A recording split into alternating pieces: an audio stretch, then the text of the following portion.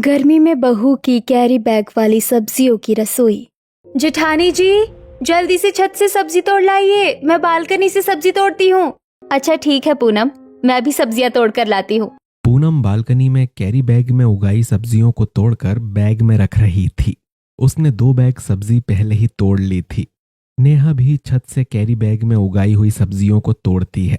2 बड़े बड़े बैग सब्जियां तोड़कर भरने के बाद नेहा 2 बैग सब्जी लेकर नीचे आती है। पूनम देखो, मैंने काफी सारी सब्जियाँ तोड़ ली है। मुझे लगता है कि इतनी सब्जियों में बहुत सारे लोगों का पेट भर जाएगा। आप बिल्कुल सही कह रही हैं दीदी, मैंने भी ढेर सारी सब्जी तोड़ ली है। चलिए अब इन सब्जियों को लेकर चलते हैं। हाँ चलो चलते हैं, वो लोग भी हमारा इंतजार कर रहे होंगे। नेहा और पूनम दोनों अपने हाथ में 2-3 बड़े बड़े सब्जियों के बैग लेकर रिक्शे में बैठती है।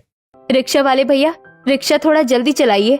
नेहा और पूनम आखिर इतनी सारी सब्जियां लेकर कहाँ जा रही थीं? और इन दोनों ने गमले में सब्जियां उगाने की जगह कैरी बैग में सब्जियां क्यों उगाईं? क्या इन्होंने कैरी बैग को रिसाइकिल करने के लिए ऐसा किया, या इसके पीछे कोई और वजह है? जानने के लिए चलिए कहानी में थोड़ा पीछे चलते हैं। अच्छा ठीक है पिताजी, अब मैं शहर जा रहा हूँ। एक बार मेरे एग्जाम कंप्लीट हो जाए और मेरी किसी अच्छी कंपनी में जॉब लग जाए तो उसके बाद मैं आप लोगों को भी शहर बुला लूंगा। ठीक है बेटा, तुम शहर जाओ, लेकिन शहर जाकर मन लगाकर पढ़ाई करना और किसी अच्छी कंपनी में ही नौकरी लेना। हमने तुम्हारी पढ़ाई लिखाई के लिए बहुत कुछ दांव पर लगाया है बेटा। मैं जानता हूँ पिताजी, लेकिन आप मुझ पर भरोसा कीजिए, मैं आपको निराश नहीं करूंगा। क्या जी, बेटा शहर जा रहा है, अब तो समझाने की जगह उसे गले लगाकर विदा कीजिए। माँ, वो तो मेरे और पिताजी के बीच की बात है, आप उसे छोड़ दीजिए। और ये बताइए कि क्या आपने मेरा खाना पैक किया? मुझे निकलने में देरी हो रही है। हाँ बेटा, मैंने तुम्हारा टिफिन पैक कर दिया है और साथ में तुम्हारे पसंद के अचार की बरनी भी रख दी है। तो शहर जाने के बाद खाना अच्छे से खाना और मुझे हर दिन अपने खाने पीने के बारे में फोन पर बता देना। माँ, आप एक काम क्यों नहीं करती? आप मेरे साथ ही चलिए ना। हॉस्टल में आप मेरे खाने पीने का ध्यान रख लेना, मैं वहाँ पढ़ाई करने थोड़ी खाना खाने जा रहा हूँ ना। दीपक की बात सुनकर सभी लोग हंसने लगते हैं। तुम भी ना बहुत मजाक करते हो। शहर जाने से पहले दीपक अपने परिवार वालों से अलविदा ले ही रहा था कि तभी चाचा, आप शहर से जल्दी आ जाना, मुझे आपकी बहुत याद आएगी। अच्छा ठीक है चिंटू, मैं जल्दी ही घर लौटूंगा। चाचा के अच्छे बाबू बनना, रोना बंद करो। दीपक के समझाने पर चिंटू रोना बंद करता है और दीपक अपने परिवार वालों को अलविदा कहकर शहर चला जाता है। दीपक के शहर चले जाने की वजह से परिवार वाले थोड़े दुखी हो जाते हैं। देवर जी के शहर चले जाने से घर कितना सूना सूना हो गया है ना माँ जी। तू बिल्कुल सही कह रही है बहू, दीपक के रहने पर घर में चहल पहल बनी रहती है। वो चला गया है तो घर भी काटने को दौड़ रहा है, लेकिन हम क्या ही कर सकते हैं। हाँ, ऐसे बैठे रहने से तो और उदासी महसूस होगी। माँ जी, मैं रसोई में खाना बनाने जा रही हूँ। इतना कहकर नेहा रसोई में दोपहर का खाना बनाने के लिए चली जाती है। पिताजी, मैंने दीपक को बस स्टैंड छोड़ दिया है, वो बस लेकर शहर चला गया होगा। काफी देर हो गई है, चलिए हम लोग भी खेत जाकर अपना काम देख लेते हैं। हाँ चलते हैं। विकास और सुरेश दोनों खेत जा रहे होते हैं कि तभी रास्ते में सुरेश का पुराना दोस्त सरजू उसके पास आता है और कहता है, अरे सुरेश, मैंने सुना है तेरा बेटा शहर चला गया है। अक्सर लड़के जब गांव से शहर जाते हैं तो उनकी हवा पानी नहीं बल्कि रंग ढंग भी बदल जाते हैं। वो अपने माँ बाप को भूल जाते हैं और कुछ लड़के तो शहर जाकर ही शादी कर लेते हैं। देखना कहीं तुम्हारा लड़का भी हाथ से निकल ना जाए। सरजू, किशन लाल, तुम लोगों को मेरे बेटे के बारे में ज्यादा चिंता करने की जरूरत नहीं है। मैंने अपने बेटे को बहुत अच्छी परवरिश दी है। शहर जाने के बाद भी वो गांव की मिट्टी से जुड़ा रहेगा, तो तुम लोग अपना काम करो। सुरेश सरजू और किशन लाल को करारा जवाब देकर चुप करवा देता है और फिर विकास के साथ अपने खेत आ जाता है। खेत में आने के बाद भी सुरेश का मन किसी काम में नहीं लगता। वो टमाटर की जगह बैंगन तोड़ने लगता है। पिताजी, ये क्या कर रहे हैं आप? क्या आप किसी बात से परेशान हैं? तो मुझे बताइए। हाँ बेटा, मैं थोड़ा परेशान हूँ। मेरे मन में गांव वालों की बातें घूम रही हैं। गांव वालों को तो मैंने जवाब देकर चुप करवा दिया, लेकिन अपने मन को कैसे चुप करवाऊं समझ नहीं आ रहा है। पिताजी, क्या आप भी गांव वालों की बातों में आ गए? उन लोगों का तो काम ही है बोलना। वो लोग किसी की भी तरक्की देख नहीं सकते। आप उनकी बातों पर ध्यान मत दीजिए, अपने बेटे पर भरोसा कीजिए। तू बिल्कुल सही कह रहा है बेटा, मैं भी कहाँ इन गांव वालों की बातों में आ गया था। इतना कहकर सुरेश ठीक से खेत में काम करने लगते हैं। देखते ही देखते दीपक को शहर गए हुए 8 महीने हो गए थे। दीपक हर दिन अपने घर पर फोन करके अपने घर वालों से बात करता था। एक दिन सुरेश खेत में काम कर रहा था कि तभी गांव के जमींदार उसके खेत में आते हैं। क्या हुआ सुरेश, काम में मगन है तो भूल गया कि तुझे मुझे पैसे भी देने हैं। 4 महीने से तूने मुझे पैसे नहीं दिए हैं और अपने खेत में आराम से सब्जियां उगाकर खा रहा है। माफ कर दीजिए जमींदार बाबू, 4 महीने से घर की आर्थिक स्थिति सही नहीं है। बड़ा बेटा तो मेरे साथ खेत में काम करता है और छोटे बेटे की अभी तक नौकरी नहीं लगी है। उसकी एक बार नौकरी लग जाए फिर मैं आपके सारे पैसे लौटा दूंगा। अच्छा, तूने तो खेत गिरवी करके पैसे लेते टाइम तो ये नहीं कहा था। तूने कहा था तू हर महीने पैसे दे देगा। देख सुरेश, मैं तुझे सिर्फ 1 महीने का टाइम देता हूँ। अगर 1 महीने में मेरा पूरा पैसा वापस ना किया तो मैं तेरी जमीन पर कब्जा कर लूंगा, समझा? अरे नहीं नहीं जमींदार बाबू, ऐसा मत कीजिए। मैं कहीं ना कहीं से पैसे की जुगाड़ करता हूँ। यही तेरे लिए अच्छा होगा, वरना तेरा खेत मेरा समझो। जमींदार बहुत ही लालची किस्म का आदमी था। वो समय पर पैसे ना चुकाने पर लोगों की जमीन हड़प लेता था। मैंने तो जानबूझकर सुरेश को 1 महीने का समय दिया है। मुझे पता है कि वो 1 महीने में इतने सारे पैसों की जुगाड़ नहीं कर सकता है। मुझे उसका खेत चाहिए। सुरेश का खेत अच्छा और उपजाऊ है, हमेशा हरा भरा रहता है। जमींदार सुरेश की जमीन को हड़पना चाहता था, इसीलिए वो सुरेश को 1 महीने की मोहलत देता है। जमींदार के पास से अपनी जमीन छुड़वाने के लिए सुरेश दिन रात अपने खेत में काम करने लगता है। लेकिन बहुत मेहनत करने के बाद भी वो 1 महीने में ज्यादा पैसे जमा नहीं कर पाता है। मोहलत के आखिरी दिन जब वो जमींदार के पास जाता है तब, विकास बेटा, मुझे तो बड़ी चिंता हो रही है। जमींदार को देने के लिए तो पैसे पूरे जमा नहीं हो पाए। पता नहीं जमींदार क्या करेगा। पिताजी आप चिंता मत कीजिए, हम लोग जमींदार के पास चलते हैं और उससे थोड़ी और मोहलत ले लेंगे। विकास और सुरेश दोनों जमींदार के घर जाते हैं। जमींदार बाबू, आपने 1 महीने की मोहलत दी थी, लेकिन हम लोग सारे पैसे जमा नहीं कर पाए हैं। कृपया करके हमें थोड़ा और समय दे दीजिए। मैं अब तुम लोगों को 1 दिन भी नहीं दूंगा। बहुत हो गया तुम लोगों का। तुम लोग मेरे गांव के हो बोलकर मैंने तुम्हें 1 महीने का टाइम दिया था, लेकिन जब तुम लोग पैसे नहीं लाए हो तो आज के बाद तुम्हारी जमीन मेरी हुई, समझे? नहीं जमींदार बाबू, ऐसा मत कीजिए। हमसे हमारी जमीन मत लीजिए। हम लोग कहाँ जाएंगे? हमारी रोजी रोटी तो हमारे खेतों से ही चलती है। सोनू, राजू, बबलू, जल्दी यहाँ आओ और इन दोनों बाप बेटों को पकड़कर मेरे घर के बाहर फेंक दो। जमींदार अपने गुंडों को बुलवाकर सुरेश और विकास को अपने घर से बाहर निकाल देता है। सुरेश और विकास दोनों बहुत दुखी थे, इसीलिए वो उदास होकर अपने घर जाते हैं। घर जाने के बाद, ससुर जी, विकास जी, ये आप लोगों को क्या हुआ है? आप लोगों की ऐसी हालत किसने की? क्या हुआ जी? कुछ बोलिए ना। आप दोनों कुछ बोल क्यों नहीं रहे हैं? हमें चिंता हो रही है। सरोज और नेहा दोनों सुरेश और विकास की हालत को देखकर परेशान हो जाती हैं और दोनों पर सवालों की मिसाइल छोड़ने लगती हैं। बड़ी बहू सरोज, अब मैं तुम लोगों को क्या बताऊं?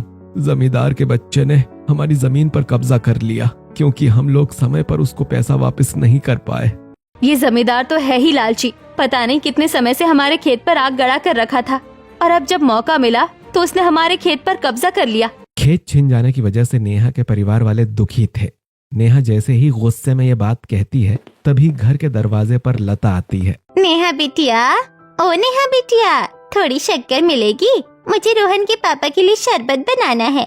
लता की बात सुनकर नेहा उसके पास आती है और उसके हाथ से कटोरी लेकर रसोई में जाकर कटोरी में शक्कर भर के उसे दे देती है। तभी लता, क्या बात है, हमने तो सुना है आपका छोटा बेटा शहर में नौकरी ढूंढने के लिए गया है।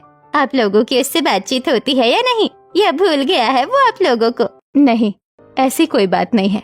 मेरे बेटे दीपक ने कहा है कि वो कुछ दिनों में गांव वापस आने वाला है। मुझे तो ऐसा नहीं लगता है। शहर जाने के बाद अक्सर लड़के अपने माँ बाप को भूल जाते हैं। जैसे ही लता ये बात कहती है वैसे ही कोई पीछे से आकर उसकी आंखों पर हाथ रख देता है। अचानक किसी आदमी के पीछे से आकर आंख बंद करने से लता परेशान हो जाती है। कौन? कौन? किसने मेरी आंख बंद की? मेरे पीछे कौन है? लता जब ज्यादा परेशान होने लगती है तब फिर वो उसकी आंखों पर हाथ रखने वाला अपना हाथ हटा लेता है। लता गुस्से में जैसे ही उस आदमी की तरफ मुड़ती है जिसने उसकी आंख बंद की थी तो आदमी का चेहरा देखकर उसके होश उड़ जाते हैं, क्योंकि ये कोई और नहीं बल्कि दीपक होता है। लता चाची, आप कुछ बोल रही थी। कौन किसे भूल गया है? मैं तो किसी को नहीं भूला। देखो, मुझे आप याद हो। जब मैं आपको नहीं भूला तो अपने परिवार वालों को क्या भूलूंगा। दीपक की बात सुनकर लता शर्मिंदा हो जाती है और बिना कुछ कहे अपने घर चली जाती है। लता के जाने के बाद दीपक अपने परिवार वालों से मिलता है। पिताजी, मुझे शहर में एक बहुत ही अच्छी कंपनी में नौकरी मिल गई है। मुझे कंपनी की तरफ से एक घर भी मिला है। हमें वहीं जाकर रहना होगा। क्या मतलब तुम्हारा? तुम्हें अपनी पोस्टिंग गांव में लेनी चाहिए थी ना? पिताजी, शुरू शुरू में कंपनी अपनी मर्जी से पोस्टिंग देती है। इसमें हम कुछ भी नहीं कर सकते। मैंने कोशिश की थी गांव में पोस्टिंग लेने की, लेकिन उन्होंने मना कर दिया। पिताजी, कंपनी के अपने रूल्स होते हैं जिसे एम्प्लॉयज को मानना पड़ता है। दीपक के हाथों में कुछ भी नहीं है। पिताजी, सिर्फ कुछ दिनों की बात है। अब हमारी सारी परेशानी दूर हो जाएगी और कुछ महीने में हम जमींदार को उसका पैसा देकर अपने खेत के पेपर वापस ले लेंगे। लेकिन भाई, जमींदार ने हमारी जमीन हड़प ली है। ये कब हुआ? जमींदार ने हमें 1 महीने की मोहलत दी थी उसके पैसे वापस लौटाने के लिए, लेकिन हम 1 महीने में उसके पैसे चुका नहीं सके। इसीलिए उसने आज से हमारे खेत वाली जमीन पर कब्जा कर लिया। पिताजी, आप चिंता मत कीजिए। एक दिन मैं उस जमींदार से हमारी खेत वाली जमीन वापस लूंगा, लेकिन अभी हमें शहर जाना होगा। तो ठीक है बेटा, हम लोग 1-2 दिन में शहर चलते हैं। नहीं माँ, हमें 1-2 दिन में नहीं बल्कि कल ही शहर जाना होगा, क्योंकि कंपनी ने मुझे सिर्फ 1 दिन की छुट्टी दी है। आप लोग जल्दी जल्दी अपना सारा सामान पैक कर लीजिए। लेकिन देवर जी, 1 दिन में सारा सामान पैकिंग और शिफ्टिंग कैसे होगा? अरे भाभी, सब कुछ हो जाएगा। आप बस जल्दी जल्दी अपना सामान पैक कीजिए। दीपक के कहने पर उसके परिवार के लोग शहर जाने के लिए अपनी पैकिंग करते हैं और अगले दिन अपना सारा सामान लेकर शहर आ जाते हैं। ये घर तो कितना छोटा है। हमारे गांव में तो कितने बड़े बड़े घर होते थे। ये तो हमारे गांव के कमरे जितना भी नहीं है। माँ, शहर में घर इसी तरह के होते हैं। हमें कुछ दिनों तक एडजस्ट करना होगा। माँ जी, ये घर उतना भी बुरा नहीं है। देखिए ना, इसमें छत और बालकनी भी है। जब हमें गर्मी लगेगी तब हम लोग छत पर या बालकनी में हवा खाने के लिए जा सकते हैं। नेहा तो सही कह रही है। वैसे भी मैंने सुना है कि शहर में गर्मी बहुत लगती है। हमारे गांव में खुले खेत और हरियाली होती है, तो वहाँ गर्मी का ज्यादा एहसास नहीं होता है। आप चिंता मत कीजिए माँ जी, हम लोग कुछ दिनों में यहाँ एडजस्ट हो जाएंगे। दीपक के परिवार वाले गांव से शहर आकर ज्यादा खुश नहीं थे, खासकर उसके मम्मी पापा। लेकिन उसके काम की वजह से सभी एडजस्ट कर रहे थे। दीपक और विकास दोनों मिलकर गाड़ी से सामान निकालकर घर में रखते हैं। नेहा और सरोज मिलकर पूरे घर को एडजस्ट करती हैं। क्या हुआ जी, आप परेशान लग रहे हैं? तुम तो जानती हो सरोज, मुझे अपने खेत से कितना प्यार है। अभी मेरा खेत उस जमींदार के पास है। पता नहीं उसने मेरे खेत का क्या किया होगा। पिताजी, आप परेशान मत होइए। मैं हूं ना, मैं आपका खेत आपको वापस ला कर दूंगा। ये मेरा वादा है आपसे। दीपक के समझाने पर सुरेश शांत होते हैं कि तभी नेहा, मुझे बड़ी जोरों की भूख लगी है। सिर्फ काम ही करवाओगी या खाने के लिए भी कुछ दोगी? रहम करो मुझ पर और कुछ खाने को बना दो। विकास की बात सुनकर सबको हंसी आ जाती है। मैं आपके लिए खाने को कुछ बना देती हूँ, लेकिन घर में सब्जी नहीं है। हमें सब्जी लाने के लिए बाजार जाना पड़ेगा, उसके बाद ही मैं खाना बना पाऊंगी। अच्छा ठीक है बहू, चल हम लोग बाजार चलते हैं। बाजार जाकर हम लोग सब्जी खरीद कर ले आएंगे। सरोज और नेहा दोनों बाजार जाने के लिए घर से बाहर निकलती हैं। तभी उनके पड़ोस में बालकनी में बैठी पड़ोसन उन्हें आवाज देती है। आप ही है ना हमारे नए पड़ोसी? वैसे आप लोग कहाँ जा रही हैं? जी, हम ही हैं आपके नए पड़ोसी। हम लोग आज ही यहाँ शिफ्ट हुए हैं। हम लोग तो सब्जी लेने के लिए बाजार जा रहे थे। क्या बता सकती हैं यहाँ बाजार कहाँ है? बाजार तो यहाँ से 10 मिनट की दूरी पर है। आप चाहे तो पैदल जा सकती हैं, या फिर अगर आपको गर्मी लगे तो आप ऑटो ले सकती है। जी धन्यवाद बहन जी, हम लोग ऐसे ही चले जाएंगे। सरोज और नेहा पैदल चलकर बाजार जाती हैं। बाजार में लोगों की काफी भीड़ थी। वो सब्जी वाले के पास जाती हैं। भैया, टमाटर आलू कैसे दिए? बहन जी, टमाटर तो 50 रुपए किलो है, आलू 40 रुपए किलो है। बताइए आपको क्या दूं? सब्जियों के दाम सुनकर नेहा और सरोज के होश उड़ गए थे। दोनों एक दूसरे का मुंह देखती हैं। माँ जी, यहाँ सब्जियाँ तो बहुत ज्यादा महंगी है। सब्जियाँ महंगी है तो क्या कर सकते हैं, हमें सब्जी खरीदनी पड़ेगी। नेहा और सरोज दोनों महंगी सब्जियां ही खरीदती हैं और उसे लेकर घर आ जाती हैं।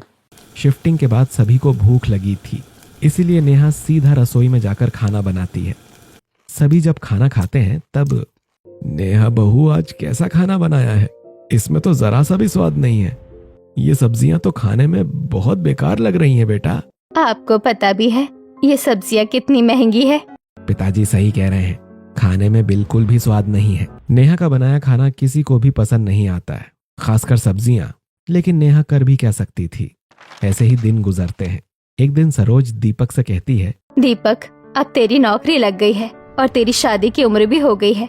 मैंने तेरे लिए एक लड़की देखी है, ये रही उसकी फोटो। दीपक लड़की की फोटो देखता है और उसे लड़की पसंद आ जाती है। दीपक के हाँ कर देने पर सरोज बात आगे बढ़ाती है और कुछ दिनों में सरोज दीपक की शादी पूनम से करा देती है। पूनम शादी करके अपने ससुराल आ जाती है। आज उसकी पहली रसोई थी, इसीलिए वो सरोज के पास जाती है जो हॉल में बैठी थी। माँ जी, खाने में क्या बना दूं? पूनम बहू, रसोई में सब्जियाँ रखी हुई है, तो तुम्हें जो भी सब्जी अच्छी लगे वो सब्जी, रोटी, चावल, दाल और मीठे में खीर बना देना। पूनम रसोई में जाती है और वहां जाकर वो खीर, चावल, दाल, रोटी, मिक्स वेज सब्जी, आलू गोभी की सब्जी, काफी कुछ बनाती है। जब सभी लोग खाना खाने के लिए बैठते हैं तब पूनम बेटा, सभी को पहले खीर खिलाओ, क्योंकि आज तुम्हारी पहली रसोई है ना, तो सबसे पहले मीठा खिलाओ। पूनम सभी को खीर देती है। खीर सभी को बहुत अच्छी लगती है।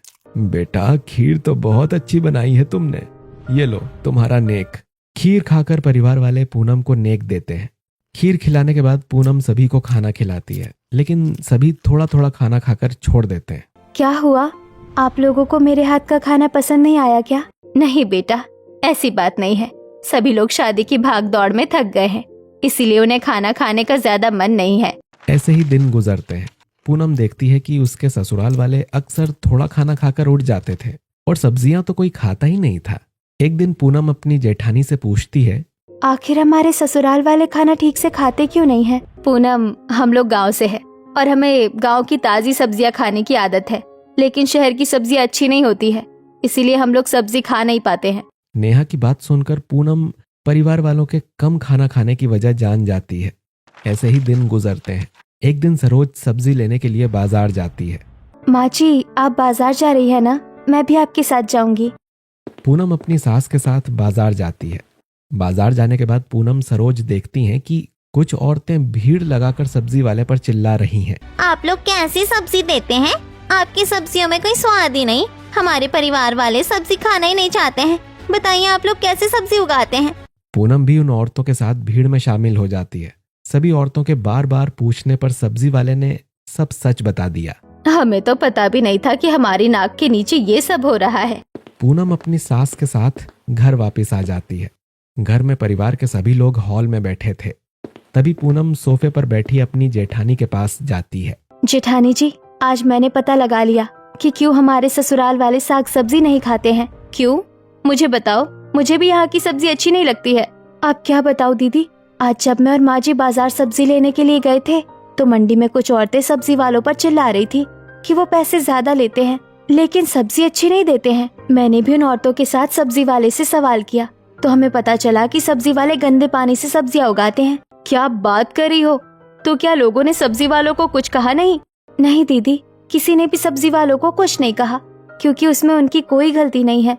वो जहाँ पर अपनी सब्जियां उगाते हैं वहाँ पानी की बहुत परेशानी है। खेत में डालने के लिए उनके पास पानी नदी से आता है जो कि गंदा है। तुम्हारा मतलब है कि नदी वाले गंदे पानी से खेती करने की वजह से उनकी सब्जियां खराब होती है? हाँ, पर हम कर भी क्या सकते हैं?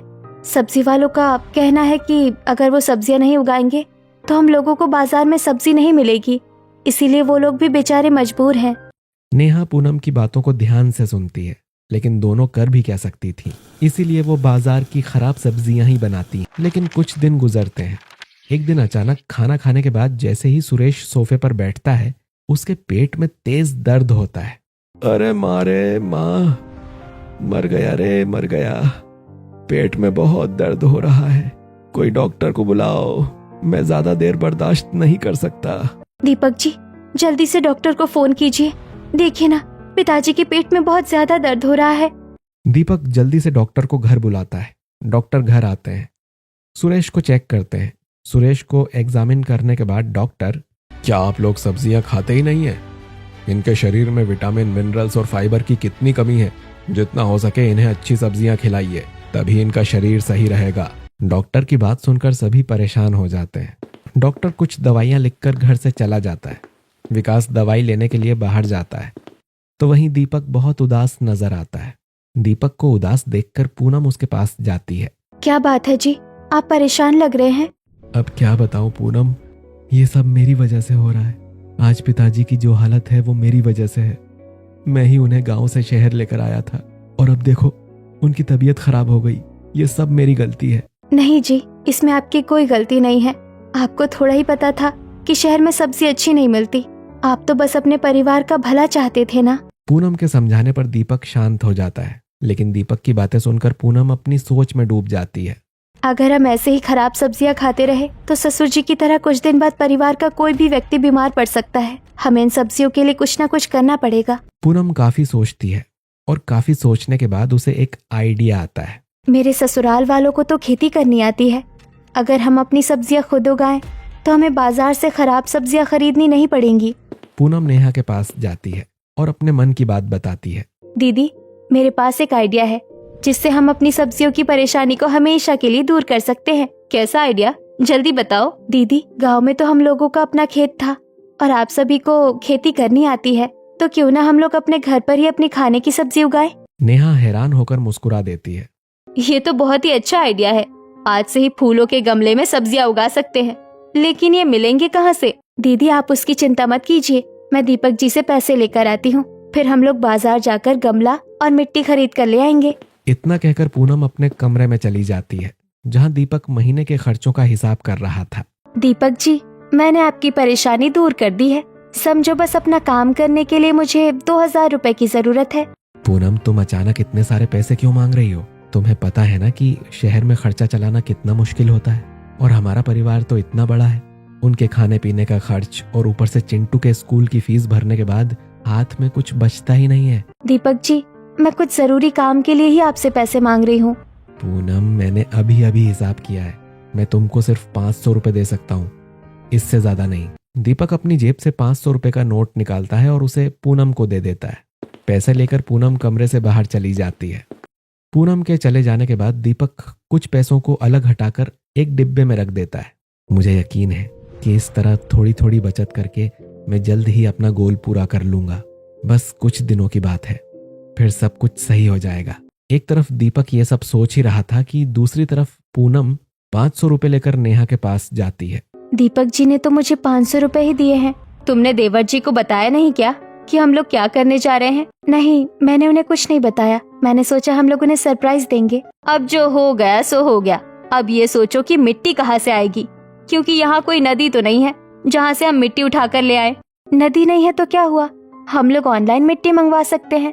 पूनम ऑनलाइन मिट्टी सर्च करती है तो वो करीब 500 रुपए की होती है। मिट्टी खरीदने में ही सारे पैसे खर्च हो जाएंगे, तो हम लोग गमला कहाँ से लेंगे? जरूरी नहीं है सब्जियां उगाने के लिए हमें गमले ही चाहिए। हम लोग गमले की जगह किसी और चीज का भी इस्तेमाल कर सकते हैं। किस चीज का दीदी?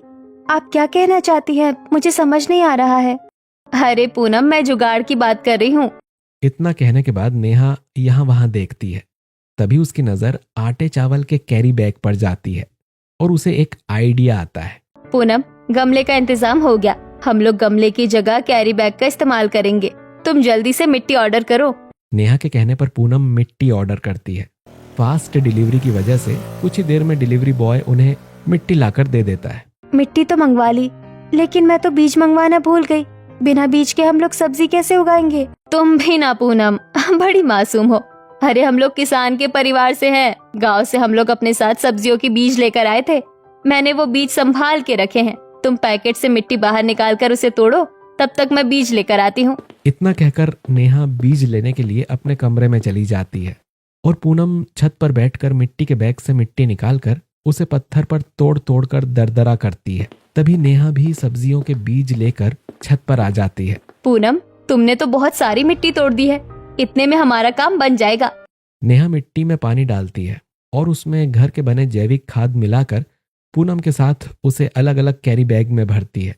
फिर नेहा अलग अलग सब्जियों के बीज कैरी बैग में डालती है। पूनम, मैंने आलू, प्याज, टमाटर, भिंडी, मिर्च, नींबू, पालक, बैंगन, कद्दू, कई सारी सब्जियों के बीज बोए हैं। कुछ दिनों में हमारी सब्जियां उग जाएंगी, लेकिन तब तक हमें बाजार से ही कुछ दिन सब्जियां खरीदनी पड़ेंगी। बस कुछ दिनों की बात है दीदी, उसके बाद तो हमारी सारी परेशानी दूर हो जाएगी। नेहा और पूनम दोनों छत में कैरी बैग में उगाई अपनी सब्जियों की अच्छे से देखभाल करती हैं और टाइम टू टाइम उसमें पानी देती हैं। कुछ दिनों की मेहनत के बाद पौधों में फूल खिलना शुरू हो जाते हैं। पूनम देखो हमारे पौधे बड़े हो रहे हैं, बस और 1-2 दिन में इसमें सब्जियां आ जाएंगी। दीदी छत पर हमारे कैरी बैग में तो इतने अच्छे से सब्जियां हो रही है, क्यों ना हम हमारी छोटी सी बालकनी में भी कैरी बैग में सब्जियां उगाए। तुम्हारा आइडिया तो बहुत अच्छा है, चलो हम लोग बालकनी में भी कैरी बैग में सब्जी उगाते हैं। पूनम और नेहा दोनों फिर मिट्टी तोड़ती हैं और उसमें पानी खाद मिलाकर उसे कैरी बैग में डालकर उसमें कुछ सब्जियों के बीज बोकर बालकनी में जाकर रख देती हैं। अब दोनों छत के साथ साथ बालकनी में भी अपनी सब्जियों के पौधों में पानी डालती हैं। ऐसे ही दिन गुजरते हैं। कुछ दिन बाद उनके पौधों में लाल लाल टमाटर, लंबी लंबी भिंडी, बैंगन, आलू, प्याज सब कुछ उग जाता है। पूनम देख रही हो हमारी मेहनत का फल, हमारी सब्जियां कितनी ताजी और फ्रेश लग रही है। चलो आज इन सब्जियों से ही अपने ससुराल वालों के लिए खाना बनाते हैं। दीदी आपने तो मेरे मुंह की बात कह दी, चलिए जल्दी से सब्जियां तोड़कर चलते हैं। नेहा और पूनम दोनों कैरी बैग में उगाई सब्जियों को तोड़कर उसे रसोई में ले जाती हैं और फिर सबके लिए दाल चावल, कद्दू की सब्जी, मिक्स वेज की सब्जी, टमाटर की चटनी और बहुत कुछ बनाती हैं। जब सभी खाने बैठते हैं तब अरे वाह, आज तो सब्जी से खुशबू आ रही है, बिल्कुल वैसी जैसे नेहा बहू गांव में बनाती थी। पिताजी आप एक बार खाना खाकर तो देखिए। नेहा के कहने पर सुरेश और पूरा परिवार जैसे ही खाना खाते हैं, अरे वाह बेटा, आज तो खाना बहुत ही स्वादिष्ट बना है। जब से मैं शहर आया हूँ तब से आज तक इतना स्वादिष्ट खाना कभी नहीं बना। ये सब्जियां तो बहुत ही ताजी और अच्छी लग रही हैं। बहू तुम्हारे ससुर जी बिल्कुल सही कह रहे हैं, आज सब्जी बहुत अच्छी बनी है। बताओ तुम लोगों ने ये सब्जी कहाँ से खरीदी? अब से हम लोग वहीं से सब्जी खरीदेंगे। अरे माँ जी, ये सब्जी हमने बाहर से खरीदी नहीं है, बल्कि इसे तो हमने खुद उगाया है। क्या सच में? हाँ माँ जी, मैं सच कह रही हूँ। आप खाना खा लीजिए, फिर हम आप लोगों को हमारी उगाई सब्जियाँ दिखाते हैं। पूनम के कहने पर सभी लोग खाना खा लेते हैं। उसके बाद पूनम और नेहा अपने परिवार वालों को छत पर लेकर जाती है और कैरी बैग में उगाई अपनी सब्जियों को दिखाती हैं। पूनम, नेहा भाभी, आप दोनों ने कैरी बैग का कितना अच्छा इस्तेमाल किया है। कैरी बैग का इस तरह से भी यूज किया जा सकता है, मैंने सोचा नहीं था। मेरी दोनों बहुएं सही मायने में हमारे घर की अन्नपूर्णा है। वो खाना बनाने से लेकर सब्जी उगाना सब कुछ जानती है। आज उन्होंने हमारी सबसे बड़ी परेशानी दूर कर दी। मुझे अपनी दोनों बहुओं पर नाज है। पूनम और नेहा के ससुराल वाले उन दोनों से बहुत खुश थे, क्योंकि दोनों ने सब्जियों की परेशानी दूर कर दी थी। अब पूनम के ससुराल वाले शहर में आराम से रह रहे थे और अपने घर में उगी सब्जियां बनाकर खा रहे थे। पूनम भी अपने ससुराल के रंग में रंग चुकी थी। ऐसे ही दिन गुजरते हैं। एक दिन पूनम कहीं बाहर जा रही थी कि तभी एक बच्ची आकर उससे टकराती है। अरे बेटा, तुम ऐसे सड़क पर क्यों दौड़ रहे हो और तुम्हारा घर कहाँ है? आंटी, मेरा कोई घर नहीं है, मैं तो ऑर्फनेज में रहती हूँ। मैं तो खेलते खेलते यहाँ आ गई थी। अच्छा बेटा, तुम ये बताओ तुम्हारा ऑर्फनेज कहाँ है? मैं तुम्हें वहाँ छोड़ देती हूँ। आंटी, मेरा ऑर्फनेज तो यहाँ से सीधे 15 मिनट की दूरी पर है। अच्छा ठीक है, तुम मेरे साथ चलो, मैं तुम्हें तुम्हारे ऑर्फनेज में छोड़ देती हूँ। पूनम रूही को उसके ऑर्फनेज में छोड़ने के लिए जाती है। पूनम जब ऑर्फनेज पहुंचती है तो वो देखती है कि ऑर्फनेज के बच्चे दोपहर के खाने में सिर्फ दाल चावल खा रहे थे। बच्चों को सिर्फ दाल चावल खाता देखकर पूनम को काफी अजीब लगता है। वो ऑर्फनेज के मैनेजर के पास जाती है। सर, ये बच्चे दोपहर के खाने में सिर्फ दाल चावल क्यों खा रहे हैं? क्या आप लोग इन्हें सब्जी नहीं देते? अगर ये लोग सब्जी नहीं खाएंगे तो इनकी ग्रोथ कैसे होगी? मैडम, हमारा ऑर्फनेज बहुत छोटा है, यहाँ 8-10 बच्चे रहते हैं, इसीलिए सरकार का ध्यान इन पर नहीं पड़ता है और हमें गवर्नमेंट की तरफ से इतने पैसे नहीं मिलते हैं कि हम इन्हें सब्जियां खिला पाएं। और आपको तो पता है आजकल सब्जियां कितनी महंगी मिल रही हैं। ऐसी बात है तो अगर मैं आपको सब्जियां ला कर दूं तो क्या आप इन बच्चों को सब्जी बना कर दोगे? हाँ, क्यों नहीं, मुझे तो खुशी होगी कि मेरे ऑर्फनेज के बच्चों को सब्जियां खाने को मिल रही हैं। कबीर की बात सुनकर पूनम अपने घर जाती है और सारी बात अपने परिवार वालों को बताती है। पूनम, मैं समझ गई तुम क्या चाहती हो। हमारी छत और बालकनी में कैरी बैग में बहुत सारी सब्जियां होती है जो हमारी जरूरत के हिसाब से ज्यादा है। हम लोग अपनी उगाई हुई सब्जियां ऑर्फनेज में भी दे सकते हैं। दीदी, आपने दिल खुश कर दिया, मैं भी यही चाहती थी। नेहा और पूनम के ससुराल वाले भी इस नेक काम में उनका साथ देते हैं। नेहा और पूनम अब अपनी सब्जियों को खुद इस्तेमाल करने के साथ साथ ऑर्फनेज में भी देती थी। ऐसे ही दिन गुजरते हैं। एक दिन जेठानी जी, जल्दी से छत से सब्जी तोड़ लाइए, मैं बालकनी से सब्जी तोड़ती हूँ। नेहा और पूनम जल्दी जल्दी अपने कैरी बैग में उगाई हुई सब्जियों को तोड़ती हैं और उसे बड़े बड़े बैग में रखती हैं। काफी सारी सब्जियां तोड़ने के बाद वो उन सब्जियों को लेकर एक रिक्शे में बैठती हैं। रिक्शा वाले भैया, रिक्शा थोड़ा जल्दी चलाइए। अरे दीदी, आप परेशान क्यों होती हैं? हम लोग टाइम पर सारी सब्जियां ऑर्फनेज में पहुंचा देंगे। पूनम और नेहा सब्जियां लेकर ऑर्फेनेज जाती हैं। ऑर्फेनेज जाने के बाद वो उन सब्जियों को कबीर को दे देती हैं। कबीर उन सब्जियों को बावर्ची को देता है और कुछ ही देर में वो बावर्ची बच्चों के लिए खाना तैयार कर देता है। आप लोगों की वजह से अब इन अनाथ बच्चों को भी सब्जियां खाने को मिल रही हैं। बच्चे बहुत खुशी से दाल चावल और सब्जी खाते हैं। बच्चों को खाना खाते देखकर नेहा और पूनम की आंखों में आंसू आ जाते हैं। पूनम और नेहा थोड़ी देर और ऑर्फेनेज में रहती हैं, फिर अपने घर आ जाती हैं। ऐसे ही दिन गुजरते हैं। एक दिन दीपक अपने हाथ में कुछ पेपर लेकर आता है और उसे सुरेश को देता है। पिताजी, ये लीजिए आपके खेत के पेपर। आपका खेत अब आपका है। मैंने जमींदार से खेत वापस ले लिया है। सुरेश दीपक से जमीन के पेपर लेता है और उसे गले लगा लेता है। सुरेश की आंखों में खुशी के आंसू आ गए थे। बेटा, तुमने ये सब कुछ कैसे किया और मुझे एक बार भी बताया भी नहीं? पिताजी, जिस दिन से मैं आप लोगों को शहर ले आया हूँ उस दिन से मैंने पैसे जमा करना शुरू कर दिया था। अपनी जमीन वापस लेने के लिए मैंने कंपनी में ओवर टाइम किया, फिजूल खर्च नहीं किया और जितना हो सका उतना पैसा कमाया। अब मैं समझी कि क्यों आप मुझे खर्च करने के लिए पैसे नहीं देते थे। हाँ पूनम, काफी दिन तक सेविंग्स करने के बाद इतने पैसे हो गए कि मैं खेत वापस ले सकूं, तो मैं गांव गया और जमींदार को थोड़े ज्यादा पैसे देकर मैंने खेत वापस ले लिया। मैंने कहा था ना, मेरा बेटा हमेशा गांव की मिट्टी से जुड़ा रहेगा। दीपक बेटा, तुमने मेरा सिर फक्र से ऊपर कर दिया। मुझे तुम्हारे ऊपर नाज है बेटा। तुम्हारे जैसा बेटा हर किसी को मिलना चाहिए। खेत वापस पाकर परिवार वाले बहुत खुश थे। पूनम के ससुराल की सारी परेशानियां दूर हो गई थीं और अब वो अपने परिवार वालों के साथ खुशी से रहने लगी थी।